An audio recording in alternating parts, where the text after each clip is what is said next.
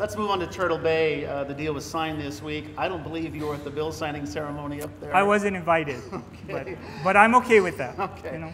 David,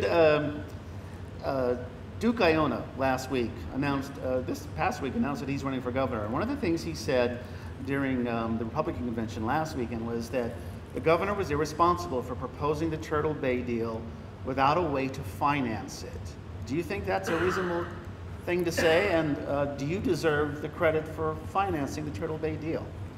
Well, you know, I do take pride in the fact that I was able to find a solution that I could convince my colleagues in the legislature to fund. You know, I have been working on Turtle Bay preservation for a number of years. You know, I worked very closely with Senator Ige. I understand how important it is to our community to look at and look for these opportunities to acquire and save these important assets for the entire community to benefit. So I have been very supportive in doing that. You know, the governor's report to the legislature about the Turtle Bay acquisition said that it was a huge acquisition, that the cost would be significant, and the expectation was that we could fund it over several years. If you look at the report by the department, that's exactly what they said. And that's exactly how we had approached it. Of course, 5 days before the end, we heard nothing about the deal, so we assumed that no funds were available. The other thing that I think that's very important for the public to know is that the governor's budget was out of balance. You know, the revenue picture changed. We lost $1 billion over the financing window. And so even though it was in his budget didn't balance.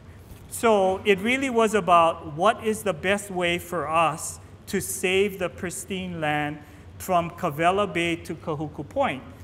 We could not do it with general obligation bonds. Do we fund the School of Pharmacy or not? You know, we could have cut the School of Pharmacy out, but our community said it was important. You know, what about all the school projects that are in the budget? Should we take them out? $40 million builds more than one elementary school. It's about 1.5. It funds about a middle school, and there are so many needs in terms of public school facilities. Same like repair and maintenance of our hospitals. You know, we funded this year $20 million to repair significant investments in the public hospital system. Should we have cut that out in order to save Turtle Bay? I said no, and there was a better way to do it.